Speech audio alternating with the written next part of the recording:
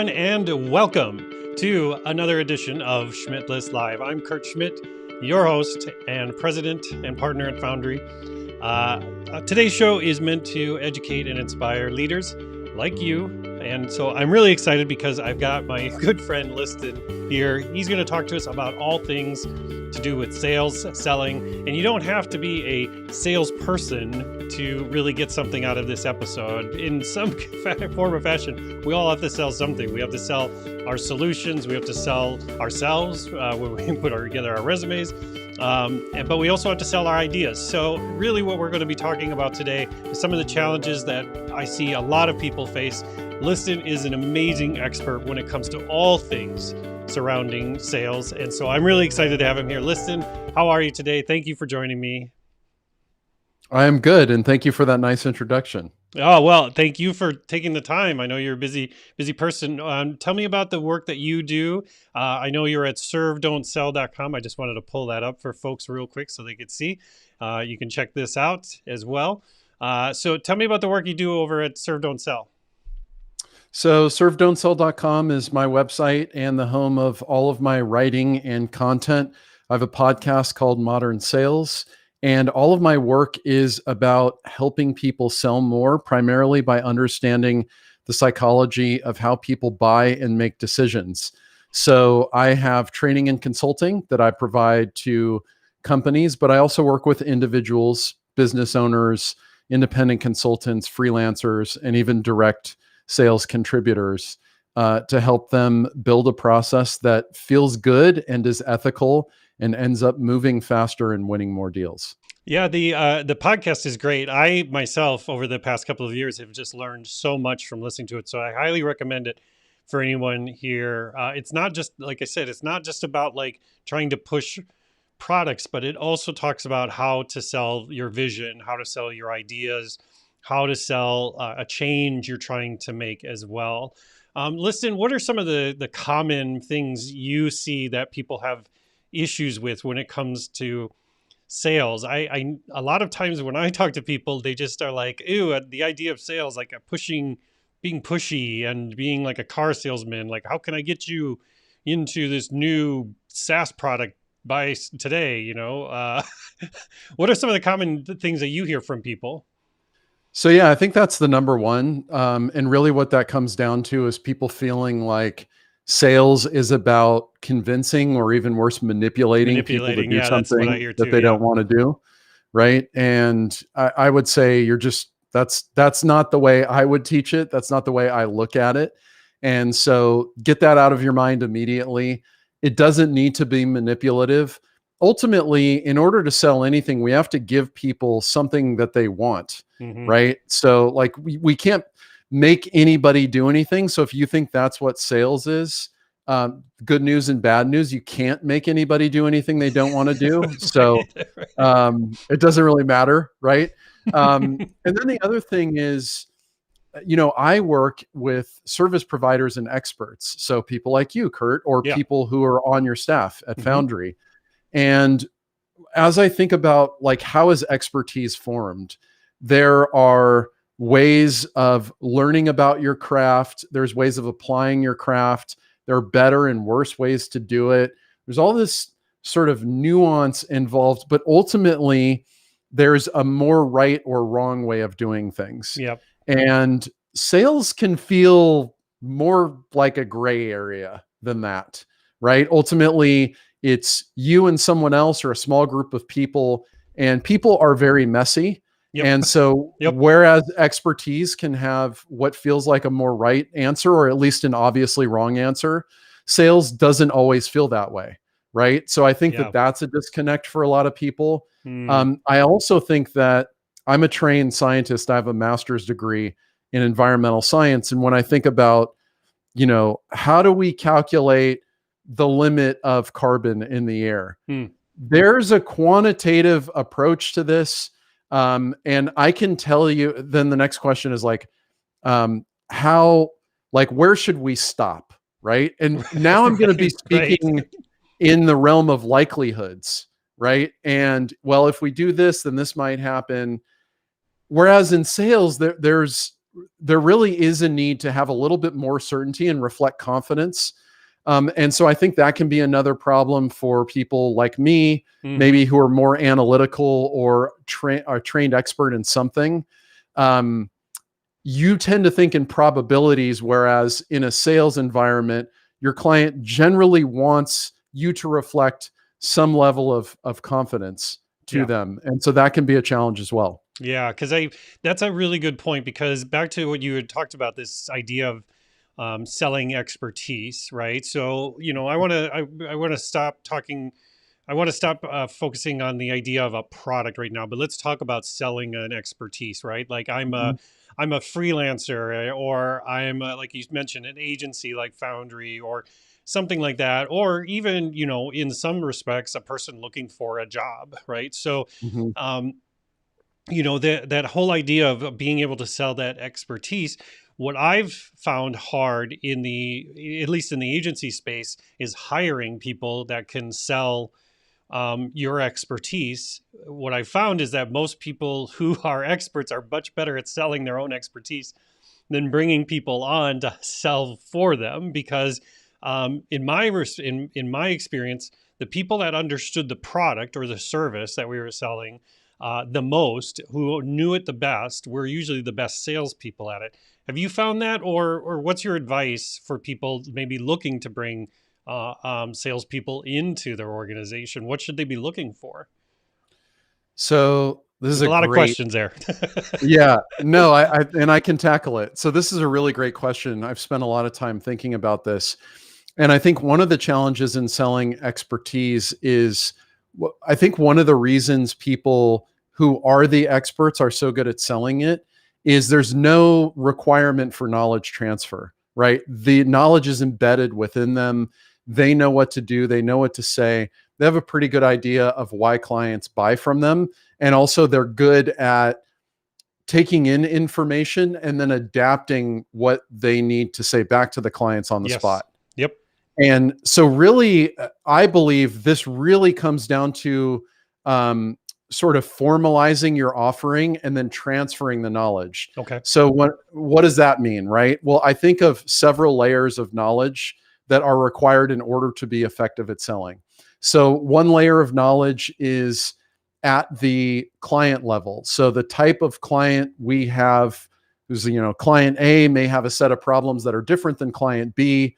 Well, we need to understand what those are, and we need to convey those through training, right? People, this sort of this is another problem, is generally in the agency world or services world, there's kind of a sink or swim training period. It's like, you have 3 months, go read our website, and if you suck at this, you're gone, right? And it's like, that's kind of that was a training I got when I worked at a consulting firm.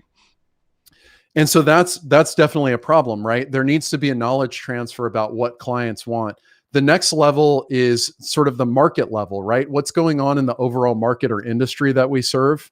Then there's the individual level. How do we surface problems for each particular person and then match up essentially the goals that they have in establishing or fixing those problems based on the solutions that we provide? Then we go another layer deeper, right? What is the product knowledge or the service knowledge that I need? And then the other layer is, what is the sales knowledge that I need? What are the steps that turn someone from stranger or someone who's slightly familiar with what we do into a paying client? And so all of that stuff needs to be transferred.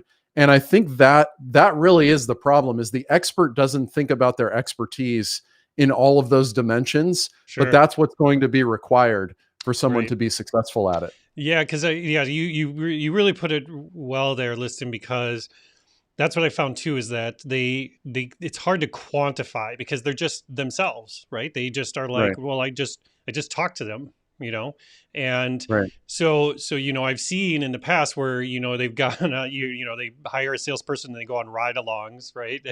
And they're kind of picking up things here and there. But to your point, like if it's not like an intentional and deliberate sort of knowledge transfer, you're just setting people up to fail. And there needs to be kind of an apprenticeship model there, right? If someone's never sold, like for you guys, right, you sell design and user experience Yep. Custom consulting, software development. Yep. custom software. You make cool products for people. Well, okay. Well, what does that mean, right? Someone may say, well, Slack's a cool product, and you may say, oh no, we don't make products like that, Yeah. right? Okay. Well, what? So what do we make? So and I'm just picking on you as an example. No, right? this is great. Yeah. So I think that's a big part of it, is like, who are we? What do we do? What do we believe that's different? All of that stuff matters. And so, I think where I see the problem with services is, Kurt, I love IKEA, confession time. And when you think about going into IKEA, right, there's a process to everything that happens there, right? From where to walk and what to pick up and what to hold and where to go, and right. how it's just like everything is drawn out where you don't need intervention. There's no, and if you did, there's no one to ask, right? Yeah, so right. they better plan it out well. And they probably wouldn't know if they did anyway. Possible, right? Maybe they'll help you load something on your cart, but that's probably about it. So, think about that as a model in contrast to selling services, right? At IKEA, I say, I want a bookshelf. I know where to go. I see the bookshelves. I can touch them. Do I want the white one? Do I want the black one? Do I want the faux wood grain? Do I want this many shelves or that many shelves? Do I want drawers? All of that stuff I can figure out on my own. And you just follow the arrows. They're on the floor, right? Exactly. And there's a map, right? And then there are like secret doors you can go through to cut off. Those are fun. Your journey, right? Yep. So all of that, like, it's very clear. What do I need to do in order to get the bookshelf that I want? And in services, we make it very difficult to buy from us, right? And I think and this can definitely descend into a circular argument. Why is it hard to sell services? Because it's hard to buy them, right? But I think it is true. A lot of times we don't make it easy enough for people to buy from us. And one of the obvious solutions to that is make the first thing that they buy relatively easy.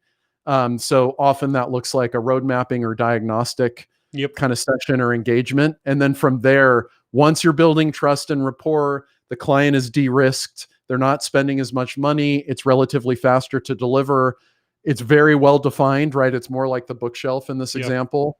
Then that becomes a lot easier to sell, and it becomes easier for the client to buy subsequent projects too. Yeah, that's a really good point. It's something that we've worked really hard at Foundry, which is, packaging some of these earlier on services, like audits, right? Doing design audits, technology audits. We have this thing called Idea Studio, which is just bring a business problem and we will help you come up with options to solve it. It doesn't even have to be the outcome of something we do. It's just, we can show you how our process can really solve problems in general, and it doesn't have to end up in a piece of custom software. So, I think that's really great, Liston, really good advice. I want to turn it for a second. Let's talk about how to take that sort of mentality when it comes to looking for a job. Just because I've done so much career coaching this year, you wouldn't believe it. I mean, well, maybe you would, because you've seen the numbers of people out of work. It's been insane this year. So, if you were to give somebody advice around this idea, the concept of selling, and I'm selling myself, I'm selling my services, where do I start? Do I start like taking stock, like you had mentioned? Yeah. So the best way to sell anything is really to understand what people want to buy. Okay. Right. So I'm guessing you give this advice. If you really want a job at, let's use Slack again, just as an example, because they were in the news for obvious reasons. They just got bought by Salesforce. What might that mean for the department you want to get hired into? What might that mean for your boss? What other people did they hire recently, and what does that tell you about their strategic direction or initiatives? What do they say in their K1? What job, other news releases have they had recently? Those are places where I would start, is to figure out, how can I really understand culturally what's happening in there, and sort of from the rational perspective, what is their strategic direction? Because again, we can't convince anybody to do anything they don't want to do. Also, in terms of getting a job, I forget what the stats were. The last time I looked, I think it was like most online postings get 200 applications in the first 24 hours or something ridiculous. right? So putting your resume in the pile, I haven't applied for a job in a long time, so I'm not nearly an expert in this, but my guess is that would be the wrong approach, right? You don't want to just turn your resume in and then go, boy, I hope I used all those magic keywords so that their filtering software picks up my application and I get an interview, right? You're probably going to want to contact your potential boss, or maybe the hiring manager, ask some questions, but certainly showing up with a more informed approach. And I think about when we used to, I haven't responded to an RFP in years, but when we did get RFPs that we were somewhat interested in, my approach to that was always to contact them and then ask insightful questions that hit on things that are outside of the RFP, but show that I really understand what they're looking for, or I'm at least trying to understand. So those are some of the approaches that I would do. I think for sure it's safe to say, let's go back to the IKEA example. If there are 50 black and white rugs and one rug with color, you can bet that one rug with color is going to sell way more, right? So we're pattern observing machines. If you can break the pattern in any sort of anything you sell, as you said, ideas, services, products, yourself for a job, whatever it is, if you can break that pattern and be clearly different, that's going to be better than having the perfect resume. I totally agree. I mean, we've hired a lot of people this year at Foundry, and that's one thing that really jumps out is how people approach just introducing themselves.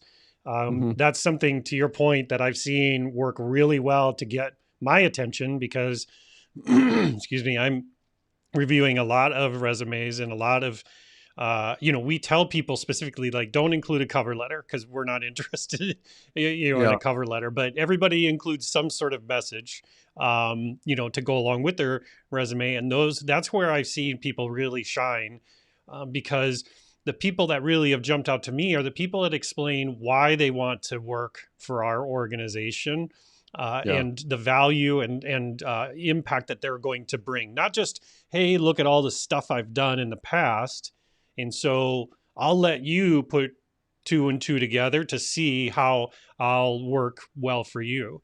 Instead, the top candidates have always kind of come in and say, I see, I've done my research, I've looked through the site, I've looked through some of your work, I've got some examples of stuff I've done like that, and I would love to be doing it for a place like you because I went to your Instagram and I saw the offices. They look really nice, and I love the free LaCroix, and whatever the case may be. Those are the people that have really jumped out because they want the job. And as a hiring manager, I've hired tons of people over the years. I don't want to hire somebody that just needs a job. I want somebody who wants this job. And that's been important to me. And it's also translated into the sales side of things for me, because I'm not a trained, by any means, well-trained salesperson. But I always, when I'm speaking to potential partners, is I let them know that we want their business. I want to work with you. I don't necessarily need this project, but I want to work with you. And that messaging has really changed some of the relationships early on for me. Would you agree? Would you endorse that approach, Liston? I would. And actually, when I think about any form of outreach, so I teach a small course on how to do outreach, and, with all of the tools available now, it's really easy for me to go find 1,000 emails and then send everybody one single email or something that's customized to the level of company job title if I'm looking for a job, right? It's no problem for me to do that. Of course, what that means is it's no problem for anyone else to do that either. True. What's hard is to go and spend the time on a small number of people and show them that I actually understand who you are and I understand what you're trying to accomplish. And I think I can add something to that, right? And here's why.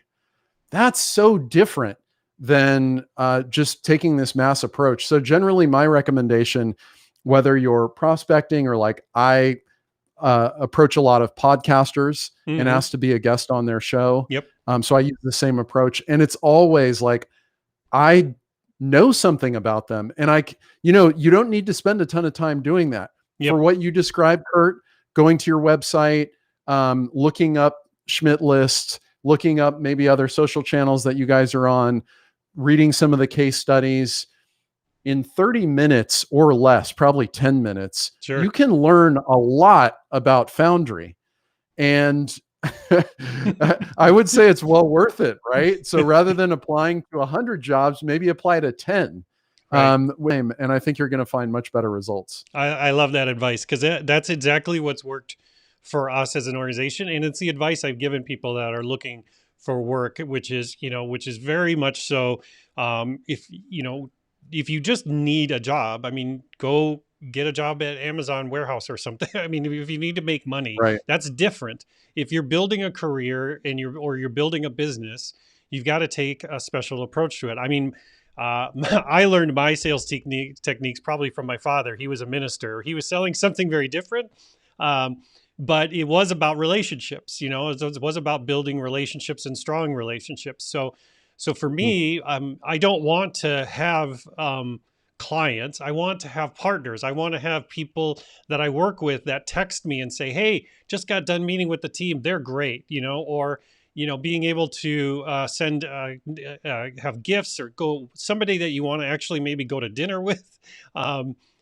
Life's short, right? So, if you just want this transactional thing, maybe selling expertise isn't your thing, and maybe leather goods, maybe, selling handbags or something, might be good, but when you're selling expertise, I believe that it's got to be relationship based. And to your point, Liston, you listed off a number of things about how to build a relationship with people. And,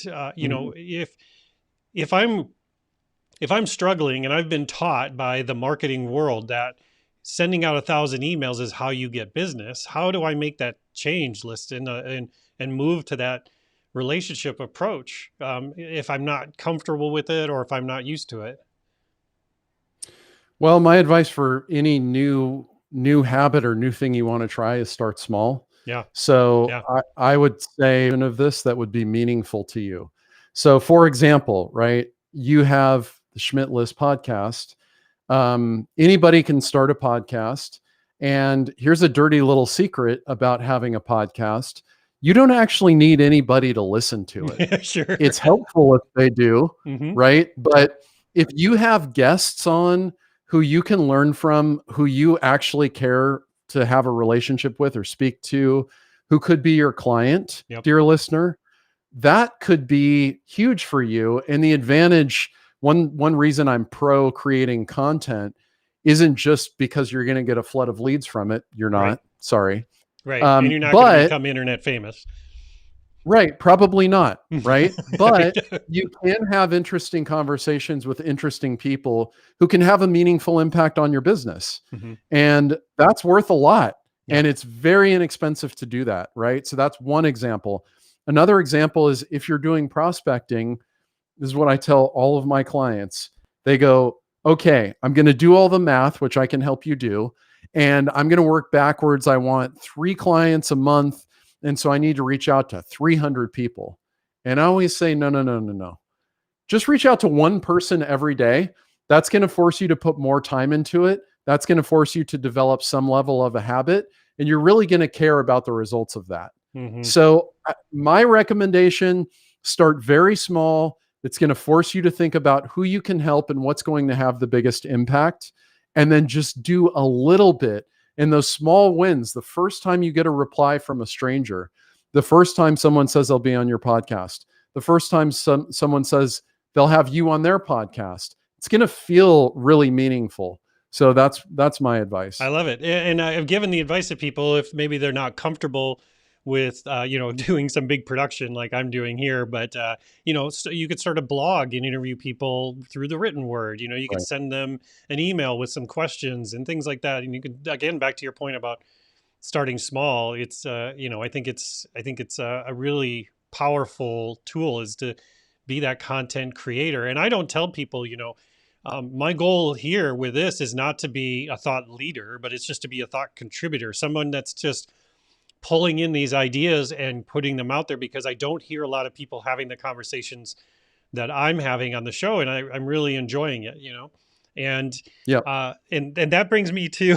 back to your point about the math stuff. Let's talk about LinkedIn for a minute. This is a hot button topic, right? Yeah, you're gonna see me get excited here.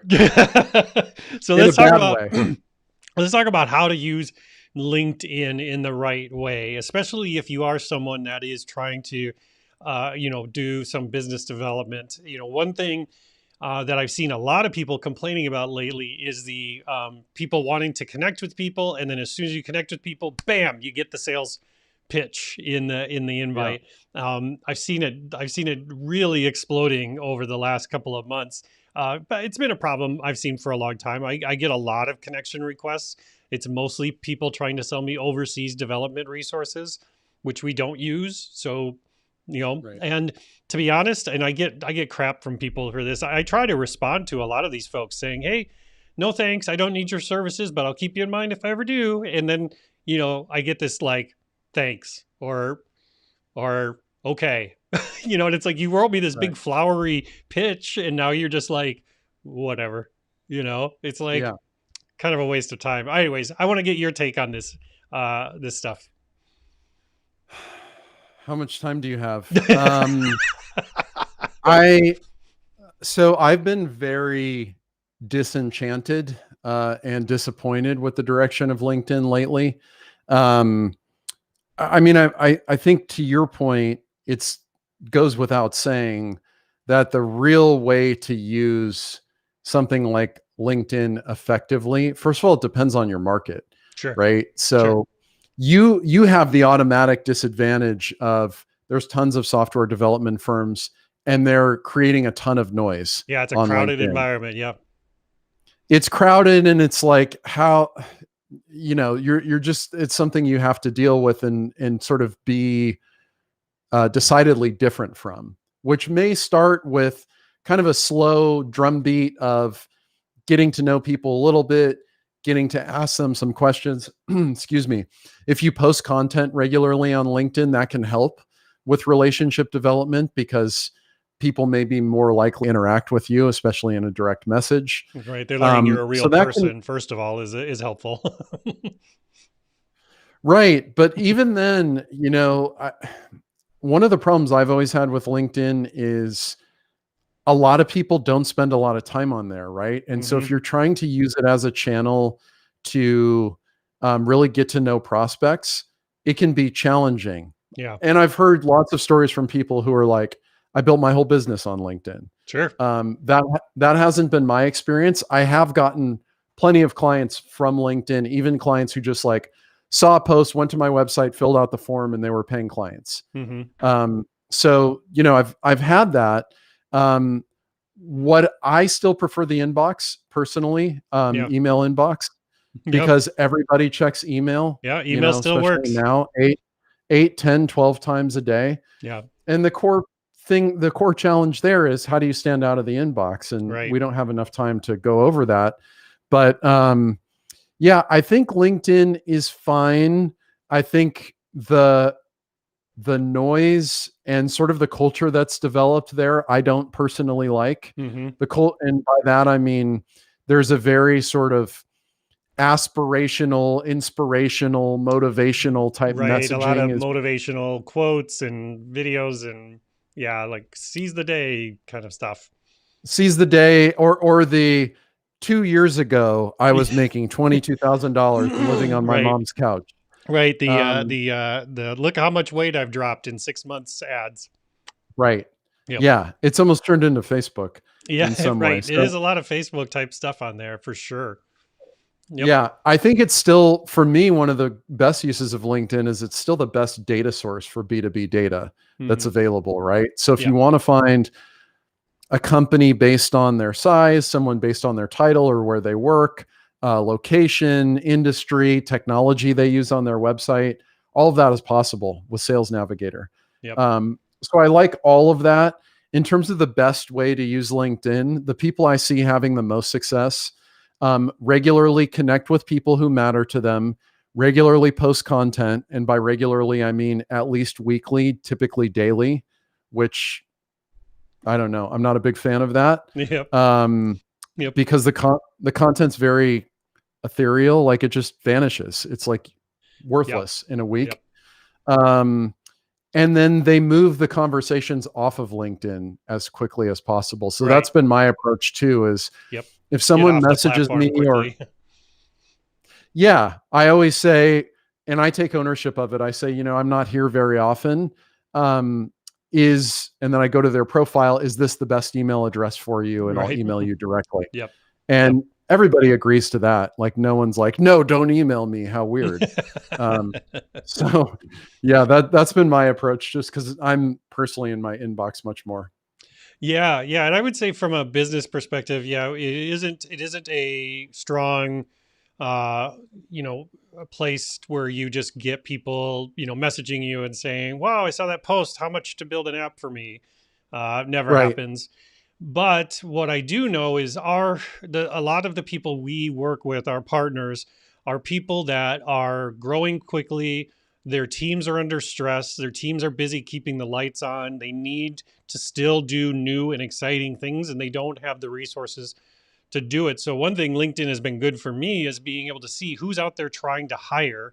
And those are great companies for us to work with, because we can come in and we can help alleviate some of the needs of the new stuff that needs to get done, while the team can focus on keeping the lights on, and they can still hire people over time more thoughtfully to eventually, replace us in some fashion, right? And it's worked out really well. So to your point, from a prospecting sort of aspect, I don't necessarily go on there and look for companies that have a certain size or a certain whatever. I look for trajectory, especially when it comes in the hiring side of things. If I see that they're trying to hire like 12 developers, well, that's going to take a long time to find and source those people, especially people. And then once they do get them, they're going to take a while to ramp up. But I know that they probably have put those job descriptions out anywhere from 6 to 3 months late from where they actually needed it. So now they're behind the eight ball. That I come in with is exactly like, hey, we are locked and loaded. We can start day one, knocking out this new stuff that you want to get done, or refactoring the platform to now be able to scale, while your team that's there can actually keep the current customers super happy and up to date, and bug fixes and all that stuff. And it's been a really strong message. And that's where creating content around that and using LinkedIn to kind of message to people like, hey, yeah, you should keep hiring. But in the meantime,